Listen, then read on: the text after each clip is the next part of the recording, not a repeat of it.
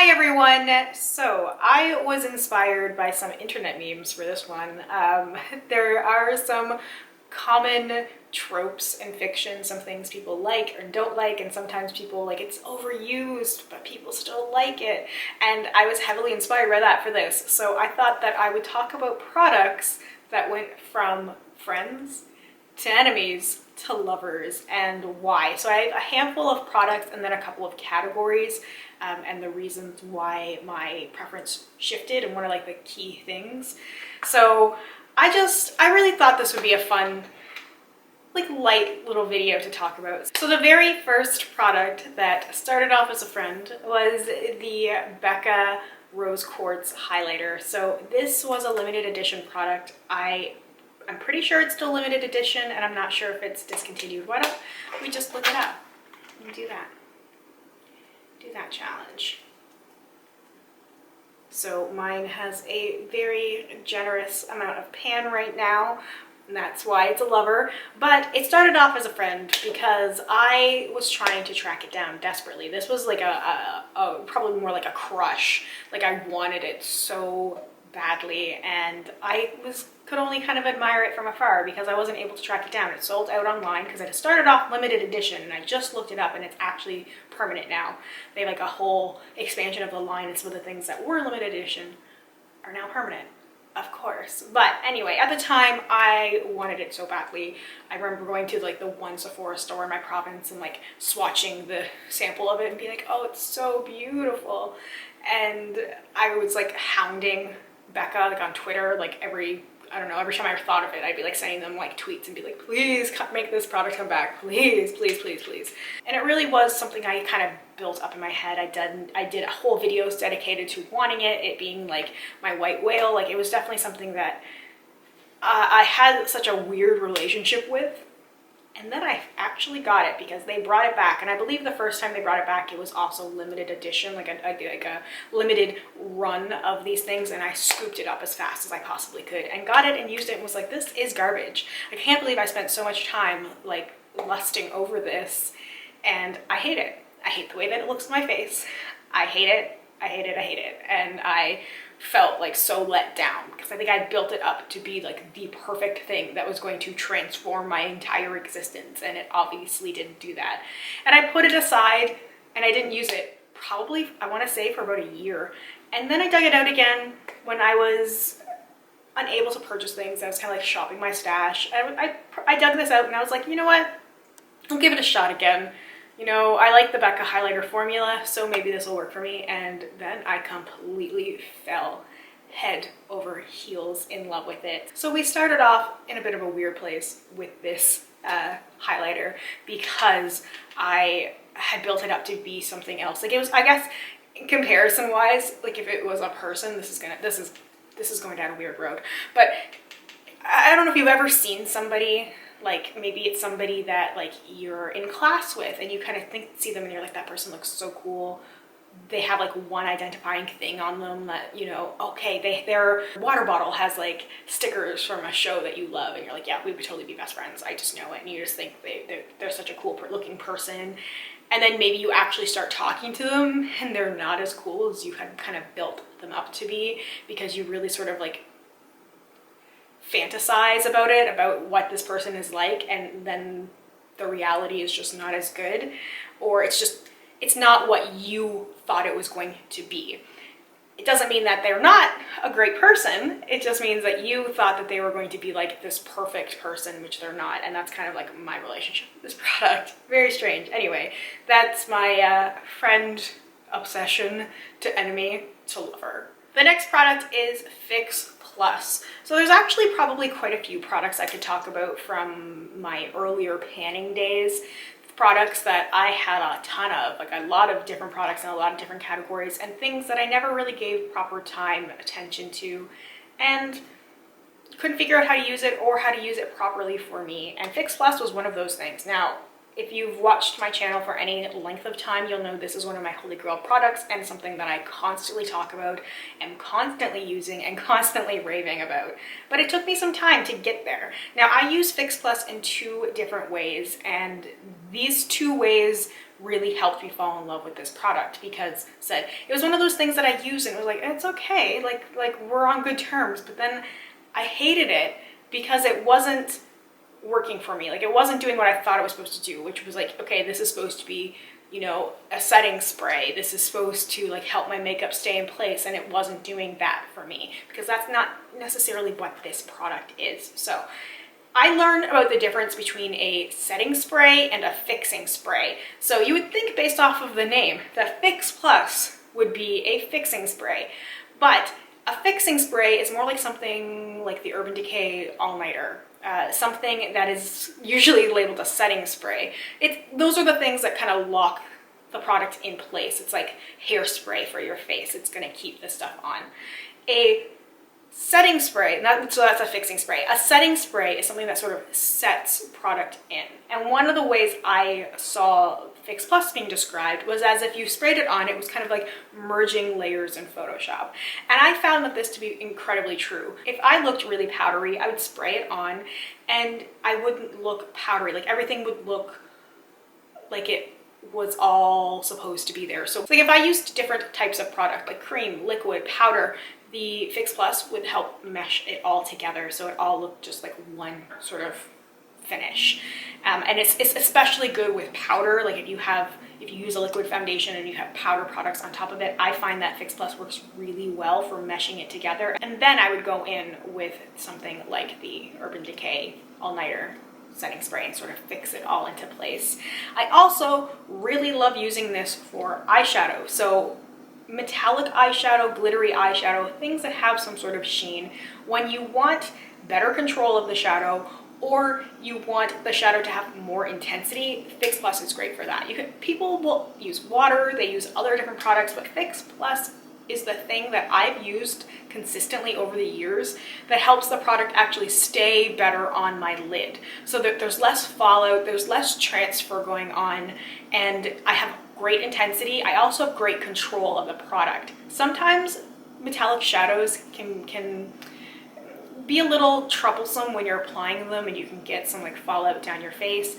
I like to use a little bit of Fix Plus, like spray a tiny droplet into the pan, pick it up on my brush, and then put it on my eyelid, and the control is there. So especially because lately I've been liking to do my foundation first, it's very helpful for that, so I don't get sort of excess product everywhere. The metallic product, the glitter, stays where it's supposed to stay in most cases. So this is something that, you know, I liked it because I thought I was supposed to like it, and then I didn't like it at all. I hated it because it just wasn't doing anything for me. And then once I really discovered how to use it, I completely fell in love with it. And it's one of those products that I can't imagine not having. Another MAC product is the strobe cream. So they have a few different sort of shades in the strobe cream.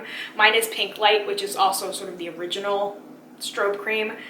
I thought this was more skincare than makeup. So it is, I guess, kind of more technically this in the skincare category, because there really isn't a makeup category for this, but it's very luminous. So I liked this when I first got it, and I believe the first thing I had was a little sample, and I you know, it was okay. I liked that it gave my skin some glow, but I was definitely using it like at nighttime for just regular moisturizer, and it was just kind of tacky, like a little sticky, wouldn't like sink into my skin. I didn't feel like it made my skin necessarily look better. You know, when you use an overnight cream or mask or something and you wake up the next morning and your skin actually looks like rejuvenated a little bit, strobe cream wasn't doing that for me. And I hadn't quite figured out how to use it with makeup, so it was like, oh, okay, well, I guess it's supposed to be just skincare. I wasn't quite getting what it was supposed to accomplish, but it was okay. And then I just ended up having some skin issues with it because I was like trying to make it work for me. I was trying to make this a moisturizer that was going to like really hydrate my skin and like fix all my skin issues. And that's not what this is. This really is a special product. It really works with makeup. You can put like a little bit on for like that natural sort of glow. I like to put it all over my face as a base because it really gives my skin that glow for when I put makeup on, but it's not something I use as like a regular part of my skincare routine because it really is just something that emphasizes that glow, and it almost looks unnatural and kind of greasy, and that is when I kind of didn't like it as well. It was like I felt like my skin looked too greasy, and it can if you over apply it and you put it everywhere. It just like a lot of those sort of glowy illuminator type products, like they tell you like put it on the high points of your face, and like if you put it on places where you would naturally be oily, it will look natural, but it'll also make you look pretty oily. So if you have it on like your chin and your nose area, forehead, like it's gonna look natural, but maybe not in the way that you want it to. And sometimes I like that look, and it's been a lot of playing with that, but now this is one of those products that I can't imagine not having because of how luminous it makes my skin look, and it's low effort because it's just one product. You don't have to play with a bunch of different things. It's one thing that instantly makes you look glowy without making you look sparkly or glittery like some other products do. And the last two specific products I want to talk about are from Anastasia Beverly Hills. Let's talk about some brow stuff. So Brow Wiz and Dip Brow. So let's start with Dip Brow. Dip Brow and I were friends. This is probably like my 4th or 5th jar of this stuff, and you can see well used. I had a little bit of a rough go with we were friends, and I was drawing it on really thickly, and I liked it that way though. I liked it that way at the time. Looking back, it's cringy, but at the time, that's what I liked. I liked my sort of like blocky, sharpie brows, and we were friends. Like I never had great brows, but you know, it was good, and people were often critical of it. So that influenced my dislike for it. I felt like I couldn't get it to work the way that I would watch tutorials for. Like there's people who are like painstakingly like, oh, this is a product for a real artiste. Look at these individual brow hairs. Look how natural it looks. And I was like, I cannot do that kind of stuff. Like I cannot at all. I don't have the patience. I can't visualize it as well. Like to see like individual lines to draw. No. So I put it aside, and I was like, this is obviously not a product for me. I don't know what I'm going to do for my brows. And I really just started using it again and using a lighter hand. And that's really like the biggest thing. Like I will use a combination of the Brow Wiz and that, and I'm just looking for one of my, I really need to clean my brushes like really badly. I'm going to have to do that after this. But using just the Anastasia brush that you can buy to go with it, so it's got the angled brush on one side and then the spoolie on the other. Like this is what I was using before, but I was really using this sparingly, trying to remember the things that I learned and the things that I was practicing, which was not putting like the most product on like the beginning of the brow and starting at the end, because that way the most product would be where I need it the most, which is the end of my brows. Like this is where I have the most sparseness, so that's where I needed the most filled in, and I needed the least here. So it was just a lot of practicing, reminding myself about placement and where was the best place to put things. And then I really fell in love with it. I felt like it worked incredibly well for my brows, and I was able to sort of achieve different things with my brows and fill them in, and even just use it naturally, like use it during the day, just very lightly. It was something that I had to work on, and that's not something that I always like doing. I like to just naturally be good at something, which is not really gonna happen. But like I'm afraid of failure, so I'm afraid of messing up. And you know, it's one thing to have a preference. Like when I was putting those blocky brows on, that was a preference, and I wasn't looking at it as a failure until people sort of identified it as a failure. I interpreted it to mean that I was making a mistake, and then I didn't want to use the product anymore. And then when I started playing with it again, I realized, okay, yeah, this is good. Same thing kind of with the Brow Wiz. Brow Wiz was like so highly recommended, one of those #1 brow products people were always talking about, and I didn't get it. Like I purchased it, I used it, and I didn't buy it again for a very long time, and I only repurchased it a little while later because I couldn't think of another one to use, and I was like, I really want a brow pencil, just because I didn't want to use something like the Dip Brow, and I wanted something with like a small pencil as opposed to some of the thicker ones. So like this one has a very small thing you wind up.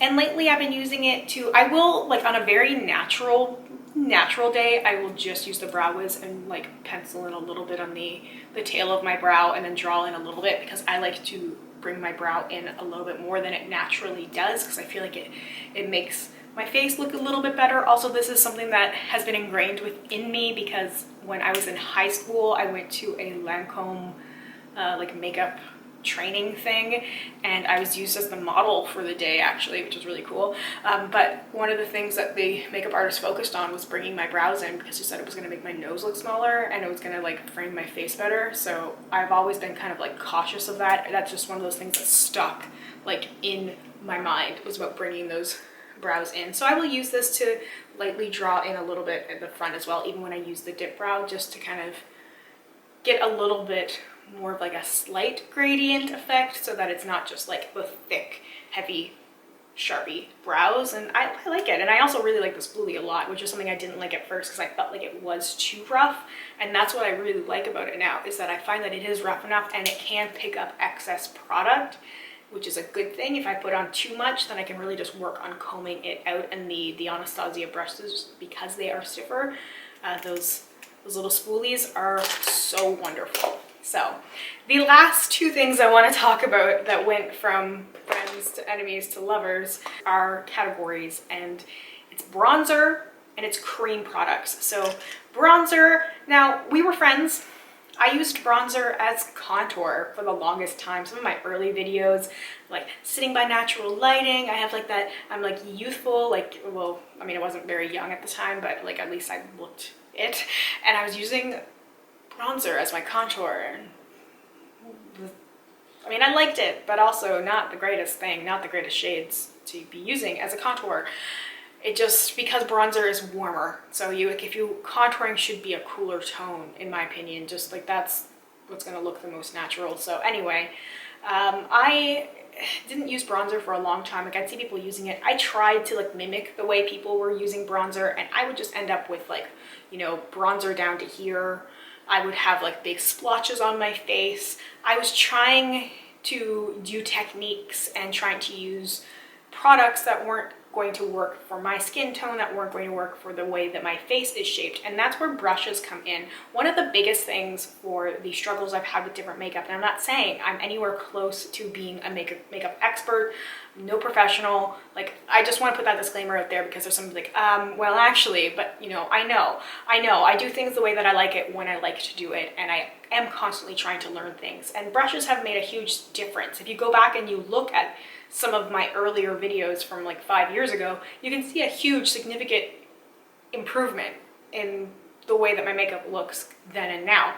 And a lot of that has to do with brushes and learning technique. And I fell in love with bronzer when I found this brush. So this was given to me by my sister.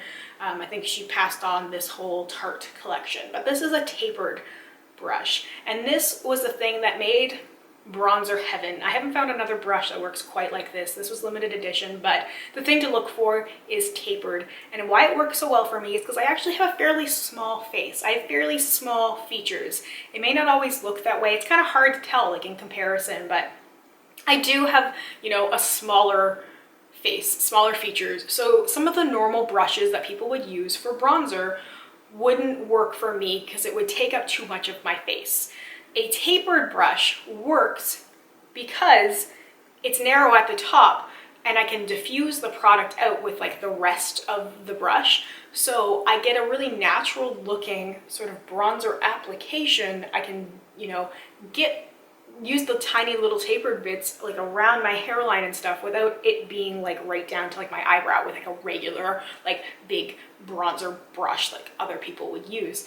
So that's one thing, is like I had to look at that for other things as well, just like with eyeshadow, with different application things, even like with highlighter. Some of the highlighter brushes people were using would end up being too big for my face. And this tapered brush is the reason I fell in love with bronzer and why it's like a staple part of my routine. It comes down to it, and I'm doing minimal makeup. It's like eyebrows and bronzer, and I'll put like bronzer in my crease. Like seriously, I've become that person.